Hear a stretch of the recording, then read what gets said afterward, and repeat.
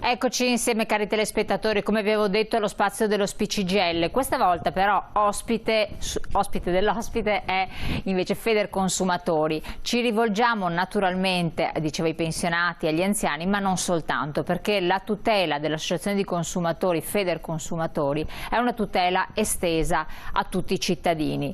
Purtroppo nelle situazioni che andremo a raccontare insieme alla nostra ospite, che ve la presento subito, ben arrivata Presidente Giovanna Capuzzo, Presidente di Federconsumatori del Veneto, grazie di essere qui con noi. Buongiorno a tutti, grazie a voi. Ben arrivata. Sono situazioni trasversali, cioè riguardano gli anziani forse perché non hanno tanto dimestichezza con il mezzo web, computer e quant'altro, però purtroppo il target è ben più esteso. Allora, di che cosa parliamo purtroppo, Presidente? Di cosa stiamo parlando? Allora noi adesso vorremmo parlare e porre un attimo l'attenzione a un problema che di fatto riguarda tutti i cittadini risparmiatori e molto probabilmente potrà riguardare un po' con più attenzione la popolazione anziana. Allora stiamo riscontrando in questi ultimi periodi purtroppo il presentarsi di nuove truffe, mentre una volta le truffe avvenivano di persona, ora adesso con l'avanzare della tecnologia veniamo purtroppo sopraffatti da forme nuove appunto di truffa che si svolge per lo più a distanza attraverso l'opera di hacker molto abili purtroppo. Tra l'altro dobbiamo dire che in questo periodo di pandemia, dove ovviamente tutti siamo stati in qualche modo costretti anche a ridurre soprattutto i rapporti personali e fisici anche con i nostri istituti bancari, abbiamo dovuto fare ovviamente più ricorso all'utilizzo dei mezzi di tecnologia, agli smartphone e di fatto in generale all'home banking. Le truffe alle quali mi sto rivolgendo e per le quali noi stiamo dando un messaggio per quanto riguarda la nostra attività di educazione finanziaria che rientra all'interno di un progetto ben più ampio finanziato dalla Regione del Veneto attraverso i fondi del Ministero dello Sviluppo Economico, riguarda quelle che vengono definite tecnicamente truffe di phishing, smishing e wishing. Ok, sono tre, allora la fermo un attimo là, tre termini che è bene imparare, ma anche se non si impara impariamo a capire che cosa stanno a significare. Lei ha detto una cosa molto interessante, voi fate dei corsi di insegnamento, di acculturazione per i cittadini alla conoscenza del mondo del web e a non incappare in queste situazioni. Sono corsi che si possono frequentare? Allora, attualmente purtroppo li facciamo solamente a distanza attraverso le piattaforme tecnologiche perché purtroppo per motivi ben ovvi non possiamo più incontrare direttamente i cittadini. Non appena ovviamente sarà possibile riprenderemo questi nostri incontri territorialmente proprio aperti a tutta la cittadinanza. Al momento comunque, come dicevo prima, stiamo svolgendo questi corsi di, chiamiamoli, alfabetizzazione e informazione e in qualche modo anche formazione rivolta ai cittadini per quanto riguarda sia le truffe informatiche in generale, sia per quanto riguarda anche la questione dell'educazione finanziaria. Perfetto, arriviamo a noi, vediamo questa bellissima slide che ci dice phishing, smishing e wishing. Non c'è niente di cui essere contenti. No, sono termini tra l'altro un po' complessi ma che purtroppo stanno entrando nella quotidianità e come dicevo prima sono le nuove truffe tecnologiche. E il phishing forse è la forma forse più conosciuta, quella più anche antica, che era quella relativamente al ricevimento di email che all'apparenza appaiono inviate da mittenti affidabili, sia persone che magari conosciamo perché ovviamente i truffatori riescono anche a clonare diciamo gli indirizzi email o comunque i mittenti delle mail che riceviamo, sia anche ovviamente comunicazioni che paiono provenire da istituti di credito piuttosto che istituzioni come per esempio l'Agenzia delle Entrate piuttosto che l'INPS e quant'altro, e sono mail che purtroppo sono appunto dei cloni rispetto alle mail vere e che all'interno delle quali si nascondono per lo più allegati oppure collegamenti a siti esterni che di fatto potrebbero apparire anche i siti istituzionali e quelli reali, ma di fatto non lo sono e dietro a questi siti ci sono purtroppo degli operatori che non sono quelli reali ma sono i nostri truffatori. Come e lo smishing invece è una delle nuove forme. Scusi? Come ci si fa ad accorgere che questa mail che sembra inviata dalla propria banca, anziché da una persona conosciuta, in realtà o un altro ente istituzionale non è tale? La mail dell'INAIL poi scopri guardando bene che c'è qualcosa che non quadra. Cosa bisogna stare attenti prima di andare a toccare qualsiasi link che ti allegano? Allora, come prima cosa bisogna verificare, come dicevo prima, l'indirizzo del mittente, quindi non soffermarsi al nome iniziale che si vede nell'aprire la propria casella, perché molte volte a fianco a INPS, piuttosto Agenzia delle Entrate, piuttosto che all'amico Marco Rossi, vediamo che l'indirizzo mail che è effettivamente indicato non è quello che corrisponde all'indirizzo mail del nostro amico Mario Rossi, piuttosto che il sito la mail istituzionale dell'Agenzia delle Entrate o dell'INPS. In ogni caso, comunque, il consiglio che noi diamo è sempre quello di prendersi tempo, avere prudenza e portare sempre la massima attenzione. Tanto più che ci dovrebbe balzare all'occhio che il più delle volte queste email contengono anche dei contenuti non scritti in un italiano proprio corretto, oppure contengono delle immagini che non sono proprio in alta definizione, sono un po' sgranate, perché infatti sono utilizzate in maniera impropria e tratte ovviamente dai siti ufficiali. Un altro consiglio che diamo è ovviamente non cliccare mai sugli allegati né tantomeno ai link. Tenete presente che i siti istituzionali e anche quelli bancari non riportano mai all'interno delle proprie mail il rimando a loro siti. Infatti quello che bisogna sempre ricordarsi di fare è navigare appunto su questi siti con sicurezza, andando a digitare direttamente quello che è l'indirizzo corretto del sito che vogliamo utilizzare. Quindi le agevolazioni, le facilitazioni, non cascarci e non aprire nessun link, se no ai noi è come se aprissimo la porta a chi vuole entrare in casa e rubarci le cose. In questo caso non entra in casa ma entra nel nostro computer, quindi si può impossessare anche successivamente, non immediatamente, di informazioni, di dati sensibili, di accessi alle nostre banche dati, anche conti correnti bancari, giusto? Esatto, perfetto, è proprio così. Infatti cliccando sui link oppure sugli allegati, come si diceva prima, si dà proprio l'accesso al proprio computer, che il più delle volte contiene ovviamente una quantità innumerevole di dati, sia proprio anche dati sensibili che i dati eventualmente di accesso ai nostri profili privati, piuttosto che anche alle credenziali bancarie, se non optiamo ovviamente per particolari accortezze. Però comunque in ogni caso evitiamo, e anzi non appena abbiamo il sospetto di aver ricevuto una mail di questo tipo, piuttosto che aprirla, o nel dubbio comunque la cestiniamo e ci rivolgiamo direttamente a chi pensiamo ci abbia inviato quella mail, quindi l'Agenzia delle Entrate, piuttosto che l'INPS, o piuttosto l'amico o chi per esso. Con altre vie, non attraverso i numeri che vengono lasciati. No, smishing o smishing, non so, tentativo da parte dei truffatori di fare che cosa? Allora, quella è la nuova truffa, di fatto quella probabilmente anche più diffusa adesso, è quella relativa al ricevimento del classico SMS. E il più delle volte succede che riceviamo un SMS, tra l'altro da un emittente che il nostro cellulare riconosce come emittente certificato.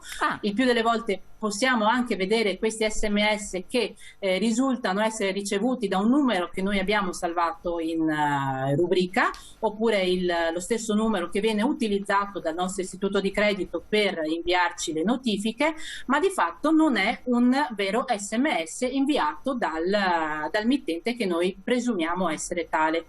E in questo caso il più delle volte all'interno di questi SMS ci sono i classici link, e questi SMS di solito che vengono inviati, non so, dall'Agenzia delle Entrate, e c'è stato per esempio di recente una serie di truffe proprio attraverso questa forma di smishing, attraverso le quali pareva che l'Agenzia delle Entrate mandasse un avviso per il quale c'era un possibile rimborso a favore ovviamente del contribuente, e si invitava appunto la persona a cliccare sul link, comunque sull'indirizzo internet che era presente all'interno dello stesso messaggio, per procedere ovviamente alla richiesta di questo bonus o di questo rimborso. Un'altra truffa sempre relativa agli SMS e che di fatto è balzata anche di recente alle cronache era quella relativa al pacco che sta per arrivare.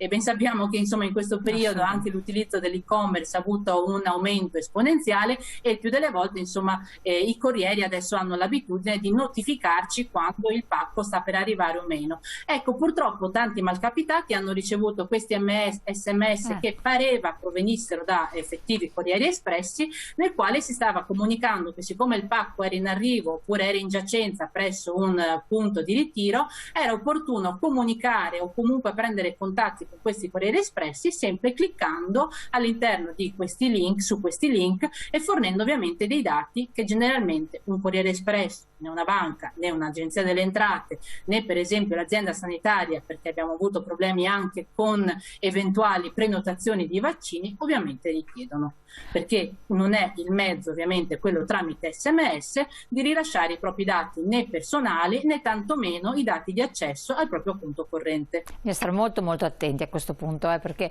solo informazioni che devono essere controllate, verificate e certificate. Purtroppo, come si diceva un po' all'inizio, si rischia che le persone più anziane, che magari non sono così avvezze, anche perché se uno lavora col computer ne riceve a bizzeffe di questi messaggi, quindi è anche abituato, però una persona più anziana invece magari ci può veramente cascare, allora sono problemi. Poi vediamo anche le conseguenze, vediamo anche però l'altra fattispecie, cosiddetta wishing. Questa è un'altra truffa che viene recente, no? Eh sì, assolutamente sì, e questa diciamo che è quella un po' più subdola, infatti avviene attraverso una telefonata che un po' come succede con gli SMS pare provenire da un numero certo, un numero che abbiamo già in rubrica e probabilmente anche lo stesso numero che abbiamo salvato e che in questo caso magari si riferisce a quello della nostra filiale. Purtroppo dall'altra parte del telefono non c'è un operatore che o noi non conosciamo o comunque non è un operatore che lavora per la filiale e che il più delle volte ci sta notificando che ci sono stati dei movimenti sospetti nel conto, che quindi eventualmente è necessario disinstallare l'applicazione che è presente sul nostro telefono per l'utilizzo dell'home banking, reinstallarla attraverso una procedura che loro ci comunicheranno direttamente al telefono, oppure mettere in sicurezza, ci consigliano di mettere in sicurezza i nostri risparmi, provvedendo eventualmente a bonificare somme per lo più ingenti a favore magari di un nostro conoscente, un nostro parente o una persona che alcune volte loro riescono a recuperare con delle indagini purtroppo approfondite che fanno, anche utilizzando ed incrociando i dati che noi inseriamo per esempio attraverso, non so, i nostri social network, i nostri profili Facebook piuttosto che anche altri profili, perché purtroppo sono persone truffatori che sono sempre più abili e hanno ovviamente questa capacità di verificare tutta la rete di contatti che noi abbiamo all'interno di internet per ovviamente darci dei dati che ci diano quella sorta di sicurezza e di diciamo abbandono delle nostre attenzioni, certo, per appunto colpirci e farci commettere ovviamente delle azioni per le quali poi è un po' più complesso poter trovare una soluzione, che comunque si trova sempre. Allora, per trovare la soluzione, Presidente, è bene rivolgersi all'Associazione Federconsumatori, assolutamente. Io chiedo anche della regia se magari mettiamo in onda la slide che ci dà le indicazioni di cosa fare, quali sono, cioè non farsi prendere dall'ansia, dalla paura, dalla vergogna o restare fermi immobili e non far niente, perché è la reazione immediata. Uno dice non faccio niente, non lo nascondo perché ho combinato un guaio, magari mi vergogno di quello che ho fatto una stupidaggine, una leggerezza o una cosa grave, magari la persona mi ha richiesto dei dati personali sensibili, tipico la persona anziana che si fida tendenzialmente e poi si rende conto che è successo il patatrac. Bisogna intervenire subito. Voi lo fate anche con grande riservatezza, tra l'altro. Sì, assolutamente sì. Allora, come prima cosa noi le informazioni che diamo, come dicevo prima, è prendersi comunque tutto il tempo, tutta l'attenzione ed agire sempre con prudenza e soprattutto quando veniamo contattati a distanza dagli operatori, quando si presentano troppo insistenti, non è comunque opportuno dar seguito a tutte le richieste che ci fanno. Quindi per quello noi diciamo sempre prendersi il tempo e essere molto prudenti, piuttosto chiaramente sempre con educazione, interrompere la conversazione e cercare di avere conferme relativamente a quello che ci è stato comunicato, contattando direttamente le persone di fiducia con le quali noi abbiamo sempre dei rapporti, e in questo caso parlo della banca piuttosto che altri soggetti che in teoria ci hanno contattato. Dopodiché, per quanto riguarda la possibilità di essere incappati in queste forme di truffa, non c'è assolutamente nessun motivo per vergognarsi, perché abbiamo visto che queste cose purtroppo riguardano tutte le persone, anche quelle che ovviamente di solito hanno più accortezza. sicurezza, ma è opportuno cercare di intervenire con quanta più tempestività possibile. Allora, come prima cosa, se si tratta di truffe che riguardano la questione bancaria o finanziaria, contattare subito la propria filiale e cercare in qualche modo di bloccare qualsiasi accesso all'home banking, che poi dopo di persona riusciremo sicuramente a sbloccare. Nel caso in cui poi, tra l'altro, verificando sempre il nostro conto corrente, che è un altro dei consigli che diamo, ovvero quello di monitorare sempre con costanza i propri movimenti, è quello ovviamente di eventualmente sporgere una denuncia per lo più alla Polizia Postale, che è quella deputata alla verifica delle frodi di natura informatica, e appunto denunciare quanto accaduto. Dopodiché il consiglio che diamo è sempre quello di rivolgersi a Federconsumatori o comunque un'altra delle associazioni dei consumatori che tutela ovviamente tutte queste problematiche e tutti i risparmiatori, per trovare assistenza che verrà ovviamente fatta con la presentazione di una contestazione formale. Certo. E qualora l'istituto di credito in questo caso non dovesse dare una risposta o la dia parzialmente, è possibile comunque ricorrere anche all'arbitro bancario finanziario o all'ACF o arbitro della Consob, in questo caso l'arbitro bancario, essendo dei movimenti sul proprio conto corrente.